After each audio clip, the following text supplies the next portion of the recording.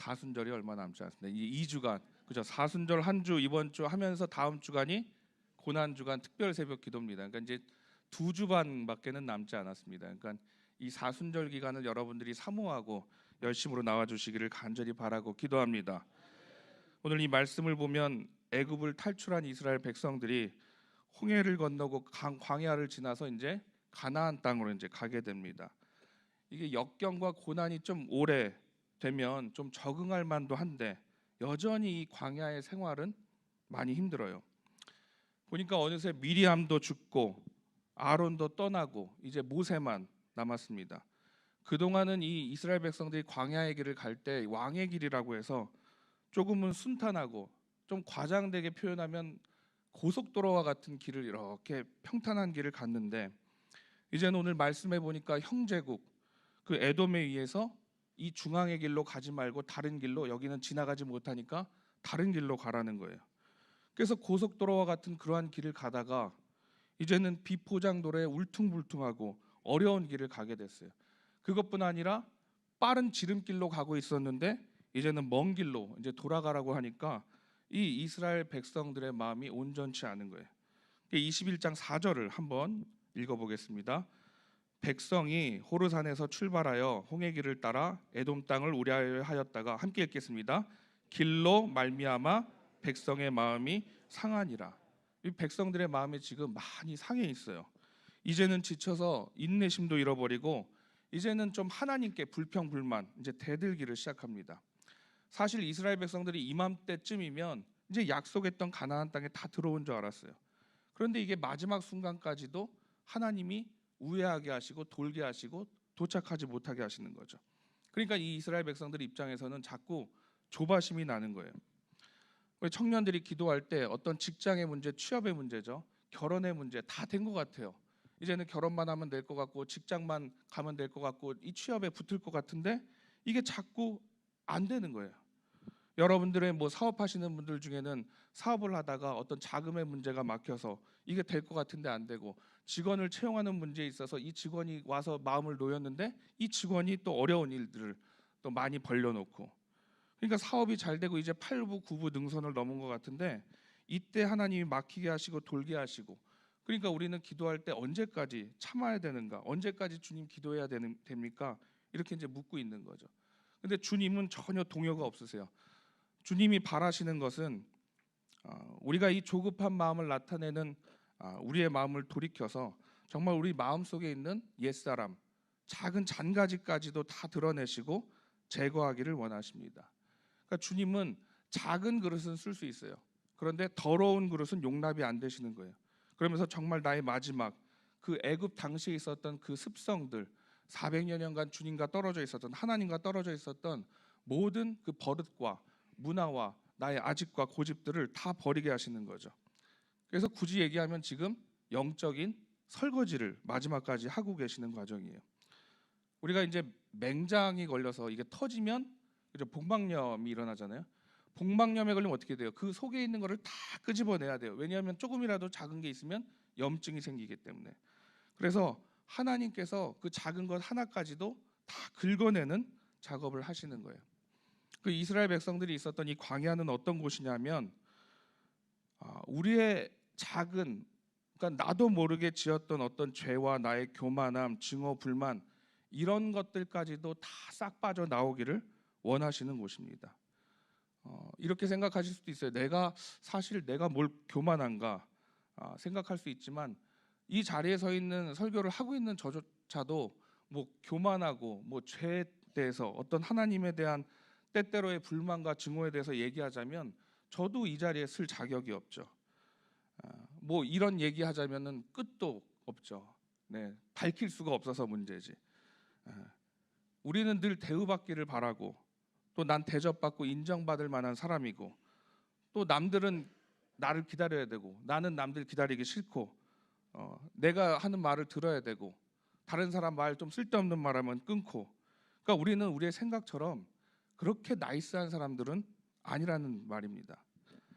근데 이제 겨울에 마치 수도가 이렇게 얼었다가 수도를 다시 틀면 이제 좀 더러운 물이 쫙 이렇게 콸콸콸콸 나오다가 이제 한 조금 틀고 나면은 이제 어느새 깨끗한 물이 나오듯이 우리 안에 있는 어떤 구정물, 썩은 물, 더러운 물이 막 쏟아지고 콸콸콸 내놔야 그제서야 이제 깨끗한 물이 나오기를 시작하는 거죠. 그러니까 이 광야에서 차라리 화를 참지 말고 불평불만 참으면서 나이스한 사람으로 살지 말고, 하나님은 너희들 광야에서 너희들이 가졌던 불평과 불만, 오히려 화도 다 내고 애굽에서의 잘못된 습성, 나랑 떨어져 있을 때 어떤 관계에 대해서 다시 한번 생각해보고 여기서 다 쏟아놓으라고 이야기하는 겁니다. 그러니까 이 불평과 불만이 있으면 가나안 땅 가고 있는데 아직도 갈 길이 먼 거예요. 그러니까 순전한 나로 하나님의 본연의 하나님의 형상을 닮은 이스라엘 백성들을 하나님은 이 광야를 통해서 돌아오기를 원하시는 거죠. 그런데 여전히 이스라엘 백성들은 하나님 앞에 불평 불만이 많아요. 21장 5절을 한번 살펴보시면 함께 읽겠습니다. 백성이 하나님과 모세를 향하여 원망하되 어찌하여 우리를 애굽에서 인도해 내어 이 광야에서 죽게 하는가? 이곳에서는 먹을 것도 없고 물도 없도다. 우리 마음이 이 하찮은 음식을 싫어하노라 하매. 여러분, 사실은 이게 지금 캠핑이 아니라 음식이 없죠.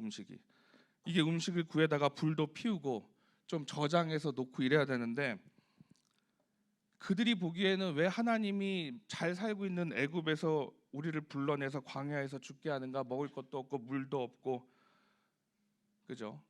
하나님 불러내신 게 아니라 본인들이 하나님을 처음에 찾았죠. 그래서 하나님 모세를 통해서 불러내셨는데, 이제는 이 이스라엘 백성들이 하나님 주시는 이거 뭐가 싫다는 거예요? 만나조차도 싫다고 이제 투정을 부립니다. 여러분 한번 생각해 보시면 매일매일을 200만이나 되는 이 이스라엘 백성들이 먹고 사는 문제입니다. 광야에서 정말 썩지도 않는 그 하늘의 냉장고를 통해서 날마다 신선한 이 만나를 공급해 주시는 거예요. 근데 신기한 거는 그 광야에서 이 만나만 먹어도 살 수가 있는 거예요. 여기에는 우리가 생각하는, 여러분들 지금 요즘 잘 드시는 뭐 영양제들, 약들 많으시죠? 그거 먹을 필요가 없는 거죠. 뭐 비타민, 무기질, 유기질, 뭐 탄수화물, 이런 것들이 이 만나에 다 농축되어 있는 거예요. 그래서 왜 그런 거 있잖아요. 우주인들 보낼 때, 그죠? 거기는 뭐 야채도 먹을 수 없고 과일도 먹기 어렵고 고기 구워서 먹기 어려우니까 어떤 알약을 하나 발명해 갖고 그거 먹으면 좀 이 영양소를 인간들이 되찾을 수 있도록 비행사들을 이렇게 먹여서 실험을 하잖아요. 그거 굉장히 비싸잖아요, 그 알약. 근데 그거보다 더 좋은 게 뭐라고요? 이 만나였단 말이죠. 그러니까 하나님이 홍해를 가르시고 만나와 메추라기를 먹이시고 구름 기둥과 불 기둥으로 지켜주시니까, 이게 우리가 보기에는 하나님이 하시니까 너무 평범해 보이는 거예요. 그런데 이 평범히 보이는 축복 속에서 아주 놀라운 비범한 은혜와 사랑이 녹아져 있습니다. 그래서 훗날 예수님이 이것을 이렇게 풀어주세요. 요한복음 6장 48절부터 51절을 좀 보시면 함께 읽겠습니다. 내가 곧 생명의 떡이니라. 너의 조상들은 광야에서 만나를 먹었어도 죽었거니와 이는 하늘에서 내려오는 떡이니 사람으로 하여금 먹고 죽지 아니하게 하는 것이니라. 나는 하늘에서 내려온 살아있는 떡이니 사람이 이 떡을 먹으면 영생하리라. 내가 줄 떡은 곧 세상의 생명을 위한 내 살이니라 하시니라. 아멘. 사실 이 만나는 생명의 떡이요, 예수 그리스도를 상징합니다. 그러니까 예수님이 생명이에요. 만나는 평범하지만 모든 영양분이 녹아져 있습니다. 그러니까 그것만 먹으면 부족한 것이 없어요. 여호와는 나의 목자시니 내게 부족함이 없으리로다. 그러니까 이러한 축복, 정말 예기치 못한 이 하늘에서의 은혜와 축복을 매일 누리다 보니 이제는 이 하나님의 놀라운 축복이 평범해서 하찮고 또 싫다라고 하는 거예요. 근데 사실 이 만나를 누구를 상징하냐면 하나님을 상징합니다. 그러니까 이 만나를 싫다고 한 거는 사실 하나님을 싫다라고 한 것과 같아요. 사실 애굽의 신명기 8장 3절의 말씀을 보면 이 이스라엘 백성들은 애굽에서 일을 해야만, 노동을 해야만 먹고 살 수 있는 그런 백성들이었습니다. 그런데 이 만나는 뭐 땀 흘려서 주어지는 것이 아니라 그냥 하나님의 은혜로 이 이스라엘 백성들에게 주어졌던 것이거든요. 당시의 애굽은 그때 당시에 전 세계적으로 볼 때 최고의 물질 만능주의를 지향하는 나라였습니다. 그러니까 모든 것을 물질로 돈으로 해결하던 나라가 바로 그 당시 애굽이었어요. 그러니까 하나님이 이 애굽에서 탈출한 이 이스라엘 백성들에게 뭐라고 말씀하시는 거냐면 하나님의 사람은 그렇게 사는 것이 아니라 말씀을 붙잡고 살아야 된다. 그러니까 영원으로 물질의 문제도 해결해야 된다. 불황의 시기를 만났어도 광야에서 살아가더라도 하나님의 백성은 만나로 하나님의 말씀으로 살아가야 된다. 우리가 물질적인 문제, 경제적인 문제에 부딪히면 우리가 세상적인 방법으로 생각하고 계산해서 경제적인 방법으로 해결하고자 합니다. 그런데 하나님의 사람은 그런 세상적인 어떤 경제적인 문제도 영적인 문제로 풀어가는 사람인 줄로 믿습니다. 사랑하는 자여 내 영혼이 잘된 같이 범사가 잘 될 것이며 그러잖아요. 그러니까 말씀으로 돌아오고 세상 중심 물질 중심이었던 그 애굽의 이스라엘 백성들이 이제는 사람이 떡으로만 살 것이 아니라 하나님의 말씀으로 하나님의 사람은 하나님이 주어지는 만나와 같은 말씀으로 살아야 된다고 오늘 말씀하고 계시는 줄로 믿습니다. 그러니까 영으로 풀고 영적으로 배불러져야 우리의 모든 문제가 풀리게 될 줄로 믿습니다.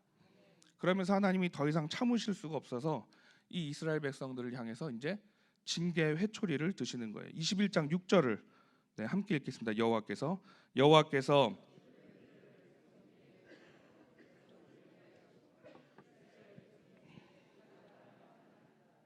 아멘. 크리스천들이 제일 싫어하는 동물이 뭔지 아세요? 뱀이에요. 왜 싫어하냐면 선악과 때, 그죠?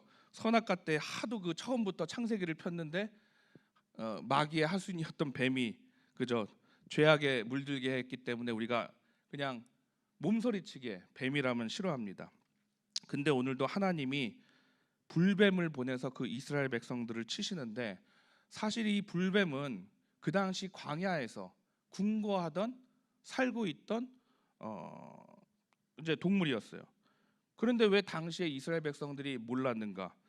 이때까지 이스라엘 백성들을 공격하지 못했던 거예요. 그러니까 이 불뱀들에게 누구를 지켜줬어요? 하나님이 이스라엘 백성들을 지켜줬던 거예요. 신명기 8장 15절을 한번 보겠습니다. 함께 읽겠습니다. 너를 인도하여 그 광대하고 위험한 광야 곧 불뱀과 정갈이 있고 물이 없는 건조한 땅을 지나게 하셨으며 또 너를 위하여 단단한 반석에서 물을 내셨으며. 아멘. 그동안 누가 지켜줬던 거예요?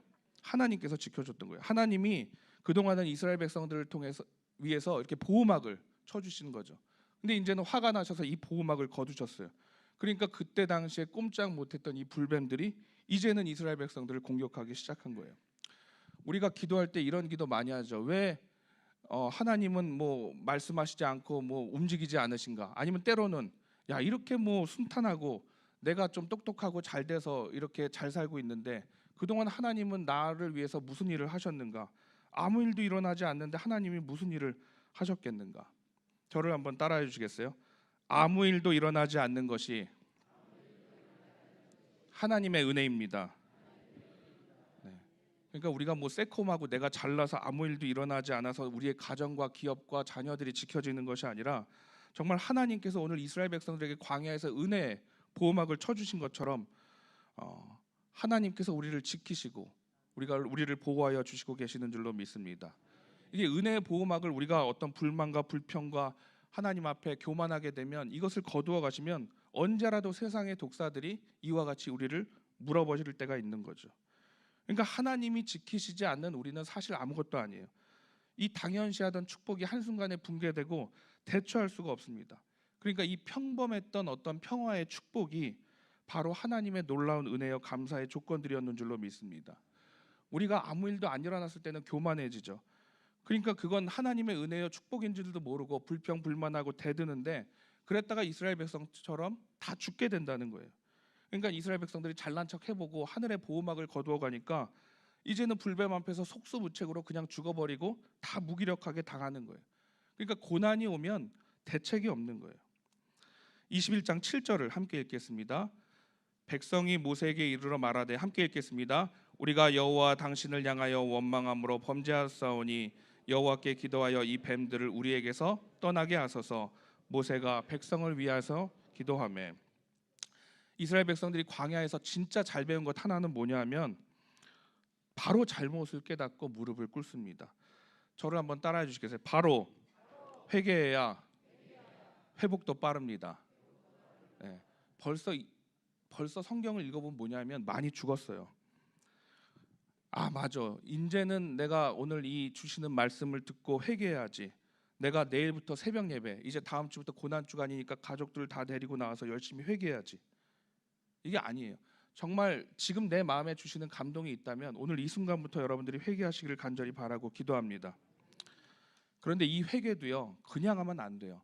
오늘 이 이스라엘 백성들이 회개 앞에 회개할 때 누구한테 부탁을 해요? 성경에 보니까 모세에게 부탁해요. 본인들이 회개하지 않습니다. 모세한테 하나님 앞에 기도해 달라고 모세에게 부탁을 하고 있어요. 그러니까 우리도 눈물 콧물 다 빼놓고 진심으로 정말 오늘부터 지금 이 순간부터 회개해야지 한다고 해서 회개가 되는 것이 아니에요. 누구의 이름으로 회개를 해야 됩니까? 예수님의 이름으로. 그죠? 예수 그리스도의 이름으로 회개를 해야지만 하늘의 문이 열리고 은혜의 문이 열리게 될 줄로 믿습니다. 로마서 10장 13절을 함께 읽겠습니다. 누구든지 주의 이름을 부르는 자는 구원을 얻으리로다 받으리로다. 아멘. 이제 하나님 해결책을 주시는데 22장 8절을 함께 보겠습니다. 여호와께서 모세에게 이르시되 불뱀을 만들어 장대 위에 매달아라. 물린 자마다 그것을 보면 살리라. 이제 그들을 물었던 불뱀을 놋으로 매달아서 만들어서 모형뱀을 장대 위 높이 세워서 이제 그것을 보라는 거죠. 이스라엘 진영 가운데 그 놋뱀 보면 살리라 주님이 말씀하고 계십니다. 그리고 오늘 마지막 절 21장 9절을 함께 읽겠습니다. 모세가 놋뱀을 만들어 장대 위에 다니 뱀에게 물린 자가 놋뱀을 쳐다본즉 모두 살리라. 아멘.